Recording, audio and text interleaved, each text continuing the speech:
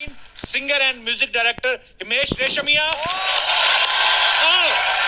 मखमली आवाज के जादूगर सुपरस्टार सिंगर जावेद अली। शुक्रिया, थैंक यू।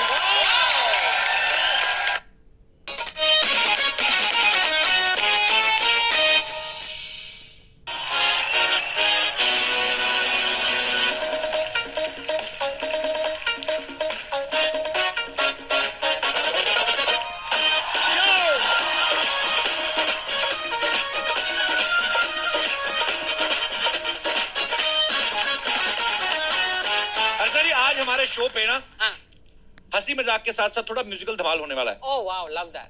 क्योंकि आज हमारे बीच आने वाले हैं बॉलीवुड के 3 कमाल के सिंगर्स जो सोनी पर शुरू हो रहे singing reality show superstar singer को जज करने वाले हैं। तो आप सबकी जोरदार तालियों के बीच सबसे पहले मैं बुलाना चाहूंगा, प्लीज वेलकम सबसे ज्यादा सोलो सुपर हिट सॉन्ग्स गाने वाली superstar playback singer Alka Yagnik, साथ में सुपर हिट सॉन्ग्स की machine singer and music director Himesh Reshammiya और मखमली आवाज के जादूगर सुपरस्टार सिंगर जावेद अली। शुक्रिया, थैंक यू। आइए सर, बहुत बहुत स्वागत है आपका। आइए अलका जी। अलका जी, हिमेश भाई, जावेद भाई, आपका हमारे शो पे बहुत बहुत स्वागत है। साथ ही आपको सुपरस्टार सिंगर के लिए बहुत बहुत बधाई। हमारे सोनी टीवी पे आने वाला, जोरदार तालियां।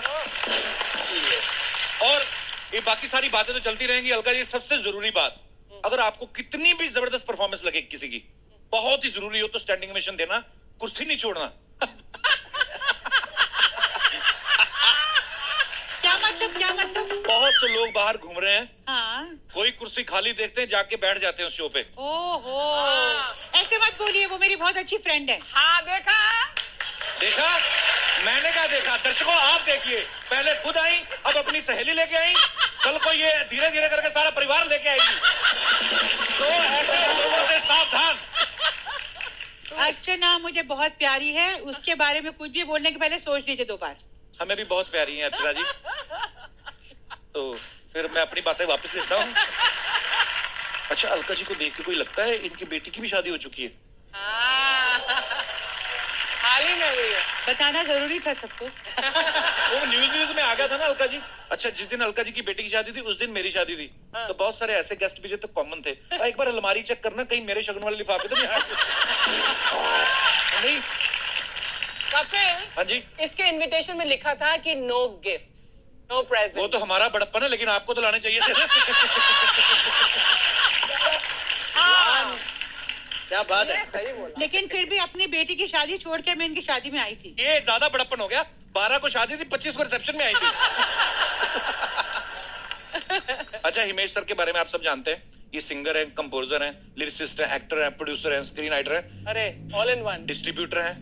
मतलब इंडस्ट्री का कोई काम आप ले लो जो ये नहीं करते। कोई बंदे तो मेरे को बोल रहे थे लाइटिंग भी कर लेते हैं। तो सर मेरी बात सुने, आप देख नहीं सकते कोई दूसरा और काम करे? कि आप ये बताना चाहते हैं कि गुजराती दिमाग सब कुछ कर सकता है? देखिए, मजबूरी का नाम है कि मुझे जो चीजें करनी थी, एक के बाद एक मैं करता गया। आपका प्यार मिलता गया, आशीर्वाद मिलता गया, सक्सेस आता रहा, माँ बाप का आशीर्वाद चलता रहा, दुआएं चलती रही, तालियां बजती रही। ऊपर से लाल सूट पहन के बाकी लोगों को रोक दिया है कि स्टॉप। अच्छा, आपको सबको पता ही होगा, जो आप लोग रियलिटी शोज देखते हैं, जावेद बहुत सारे रियलिटी शोज जज कर चुके हैं, सभी इनको ना शर्मीले जादू भैया बोलते हैं। ओह सारी मम्मियां इनकी फैन है, आपको पता है। जादू भैया मम्मी वाले कहते हैं हम लोग इनको। बिल्कुल, ये जादू भैया बोलते हैं। आपको पता है हमारी अर्चना जी भी जादूगर हैं। इन्होंने मंत्री गायब कर दिए बड़े बड़े। तो क्या बात है अर्चना जी। जावेद भाई, क्या जादू क्या करते हैं आप? देखिए, मैं बहुत ही सहज रहता हूँ, और जी। जैसा मेरा पर्दे के पीछे नेचर है, जी वो पर्दे पर भी नजर आता है, जी। और कहीं ना कहीं वो लोगों के दिलों में तो मतलब पर्दे के पीछे बच्चों की मम्मियों को पसंद आते हैं। I'm sorry, I mean to say कि जैसे जावेद भाई बच्चों की मम्मियों में, जैसे हिमेश सर ने कहा कि बड़े फेवरेट हैं आप, तो इस चीज से ज्यादा बच्चों के पापा को प्रॉब्लम होती है कि आपकी मेरे मिसेस पापाओं को? से बात ही नहीं करते। वो बात ही नहीं करते। इसमें सबसे ज्यादा हाथ हमारे हिमेश जी का है। इन्होंने जो मम्मी वाला जो टैग मुझे दिया है ना, दिया है का क्या मतलब? आपने वो इन्वेंट किया, मैंने तो सिर्फ उसका नामकरण किया। देखिए क्या होता है, पापा या मम्मी किसी भी बच्चे से पूछो या किसी भी इंसान से पूछो तो सबसे पहला नाम किसका लेगा? माँ का ना। तो माँ सबकी प्यारी होती है, उसी तरह सबकी माएँ मेरी भी बहुत प्यारी है।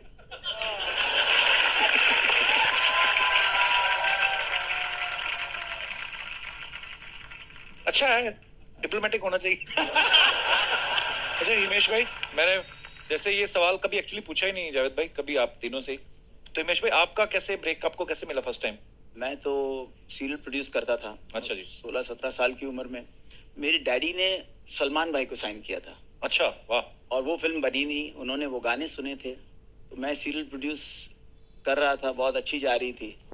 तो मेरी हॉबी, मेरा प्रोफेशन बनती नहीं अगर सलमान भाई नहीं होते, बिकॉज मेरी हॉबी थी म्यूजिक, इसलिए मैंने 200-300 गाने बनाए थे। उन्होंने वो बात याद रखी, उन्होंने मेरे डैडी को कहा कि वो गाने मैं यूज करूंगा, वो ब्रेक उन्होंने मुझे दिया, एंड उसी की वजह से आज वो जब मैं तेरे यहाँ नाम पर- में सारे गाने वो गाने प्यार किया तो डरना क्या में, तो आज अलका जी ने पहला गाना गाया, क्या बात है। सलीम अंकल और सोहेल भाई ने वो गाना अप्रूव किया, सलमान भाई ने वो गाना लिया, सारी चीजें। तो मुझ पर इंडस्ट्री या लोगों का, खान परिवार का बहुत बड़ा एहसान है। क्या बात है,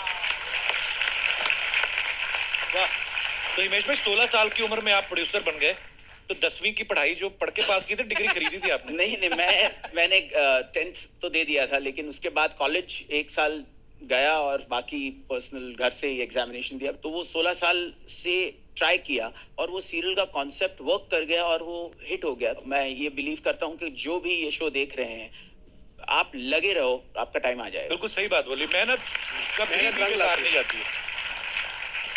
तो अलका जी आपके बारे में सुना, आप बड़ी छोटी उम्र में ही प्रोफेशनल सिंगर बन गई थी मेरे ख्याल से। 4 साल की उम्र से मैं रेडियो पे गाती थी। वाह। कलकत्ता में मेरी पैदाइश हुई थी, अच्छा जी। वहीं बड़ी हुई मैं। तो मम्मी क्लासिकल सिंगर थी, तो उनके गुरुजी आया करते थे घर पे, तानपुरा पर अच्छा जी। बैठती थी, मैं उनके पास बैठ के सुना करती थी।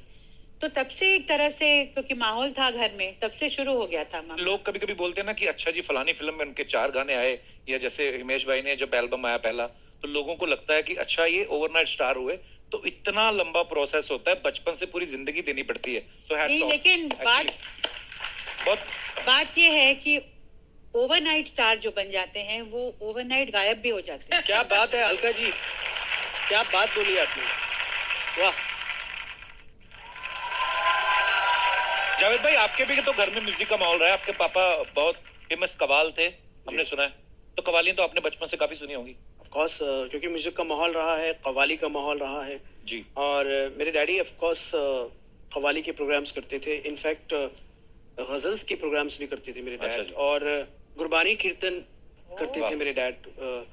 हम गुरुद्वारों में जाते थे और कीर्तन करते थे, और वहाँ पे जब भी मैं गाता था तो मेरे डैड को जो भी मिलता था वो कहता था कि ये लड़के के अंदर कुछ बात है, ये लड़का कुछ ना कुछ बनेगा। तो एक बात आप सभी लोगों के साथ शेयर करना चाहता हूँ कि मेरे डैडी की ग्रेटनेस देखिए, उन्होंने मुझे कभी ये नहीं सोचा कि जावेद बहुत बड़ा आदमी बन जाए, बहुत बड़ा पैसे वाला बन जाए, ऐसा।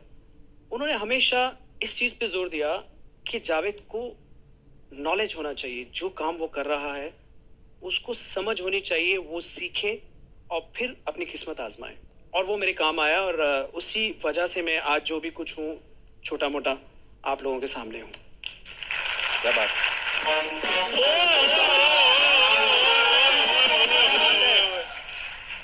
हेलो जावेद जी। हेलो हेलो चंदू हिमेश जी, जी। क्या हाल है? Hello Alka ma'am. हेलो अर्चना जी। ओए होए होए होए। सबसे पहले आप सबको मेरी नमस्कार। नमस्कार। अच्छा, वैसे अर्चना जी, सोनी साहब मेरे बारे में कितना सोचते ना। हाँ, बहुत। पहले मेरा ढाबा खुलवा दिया, अब सुपरस्टार सिंगर के जजेस मेरे ढाबे पे भेज दिए। अच्छा भाई। तेरे ढाबे भी नहीं आए, हमारे शो पे आए हैं वो। हाँ। तो आपका शो जुगांडा में हो रहा है। आपका शो भी मेरे ढाबे पे हो रहा है। तेरा ढाबा हमारे शो पे है। देखो, आत्मा शरीर के अंदर होती है और शरीर आत्मा के बाहर, दोनों में फर्क है। इसका कोई कसूर नहीं है, जादू टोने करने वाली कंपनी में काम करता है। हाँ, इसका दिमाग खराब हो रहा है। बिल्कुल। अगर ये मेरा दोस्त ना होता, ये अमृतसर में किसी हलवाई के साथ कुलचे छोले लगा रहा होता है। और मैं आपको बता दूं, वो हलवाई का नाम कपिल शर्मा होना था। कप्पू शर्मा तुम क्यों नहीं समझते, हमारी जोड़ी कुदरत ने बनाई है, जैसे लैला मजनू शीरिन फरहाद, उसी तरह कप्पू चंदू। इसका कोई कसूर नहीं है, लगता है इसने अपने ढाबे ने बासी दाल खा ली। इसने क्या बकवास कर रहा है तू? जब ये सर हाँ जी। आप मुझे बताइए, हाँ जी। शराब पुरानी हो जाए तो वो महंगी, दाल पुरानी